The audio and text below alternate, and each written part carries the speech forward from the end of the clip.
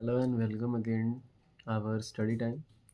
सो हमने ये part second जो है 6 to 10, देखिए इसमें 6 नंबर जो क्वेश्चन है हमने ऐसे करना है। ठीक है, हमारे पास कितना आएगा 30। ठीक है, 30 को क्या करेंगे 11 लाना है, तो 5 6 30 होता है और 5 + 6 होता है 11। ठीक है, तो ये हमारे पास फैक्टर्स हैं और स्प्लिट फार्मूला आपको बताया गया था x² और यहाँ पे जो 30 है 30 को प्लस लिखना है। ठीक है, और इसको लिख देना +5x और +6x एन ग्रुप।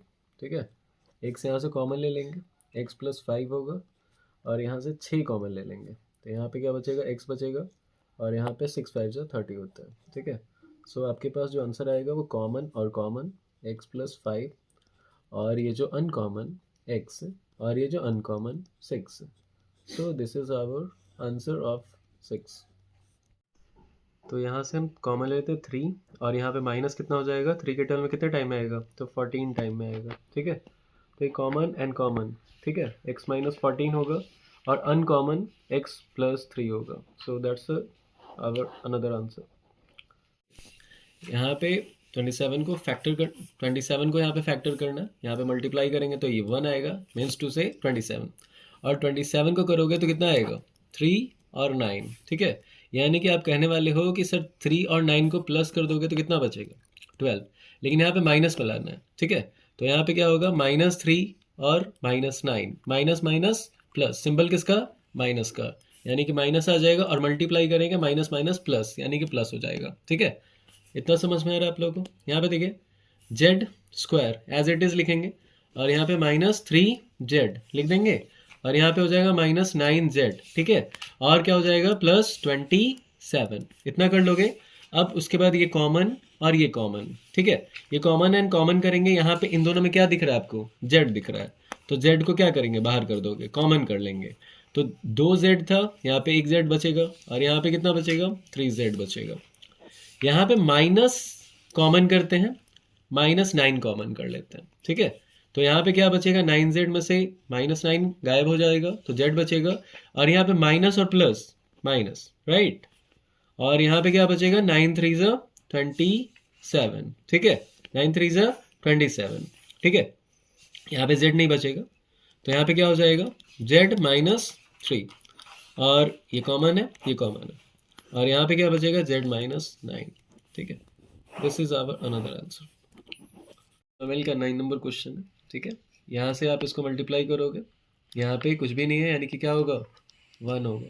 ठीक है, तो यानी कि 6 को क्या करना है 6 को फैक्टर करना है, तो 6 को फैक्टर करोगे 2 और 3 आएगा, बट 2 से करोगे 2 3 6 और लाना क्या है माइनस में। ठीक है, तो कहने का मतलब है कि अगर हम यहाँ पे दोनों को माइनस करते हैं तब भी यहाँ पे 5 तो आने वाला नहीं है। ठीक है, हम ऐसा कर देते हैं कि 6 × 1, ठीक है, और 6 - 1 तो कितना आ जाएगा 5 आ जाएगा।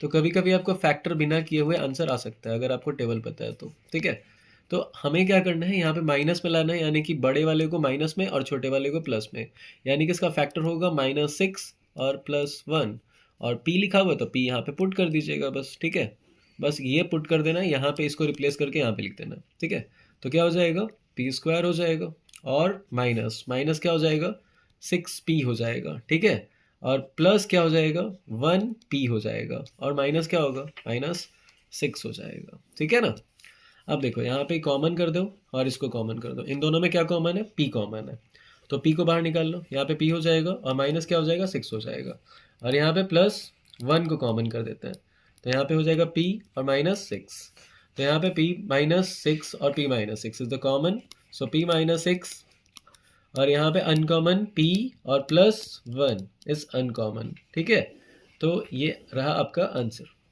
This is another question. ठीक है, ये यहाँ पे 56 लाना है।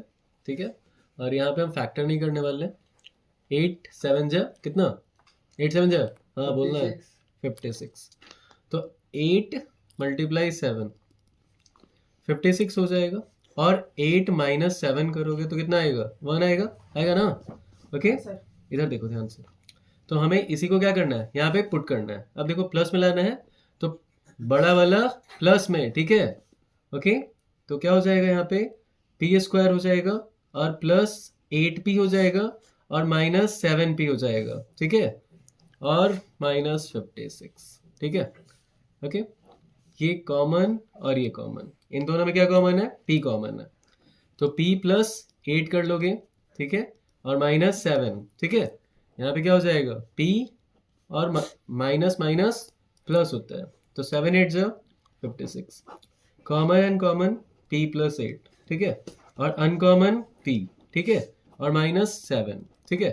सो p प्लस 8 इजकल टू कितना 0, p इजकल टू कितना, इधर इसको सेंड आउट कर दोगे माइनस 8 आएगा, और यहाँ पे p माइनस 7 इजकल टू 0, और p इजकल टू कितना, इसको इधर सेंड आउट कर देंगे प्लस 7 आएगा। अगर इसकी जीरोस की बात की जाएगी तो क्या होगा माइनस 8 और 7, ठीक है, ओके, मतलब अल्फा इजकल टू माइनस 8 और बीटा इजकल टू 7, और क्लास 8 के लिए ये वाला आंसर, ठीक है, दैट्स इट।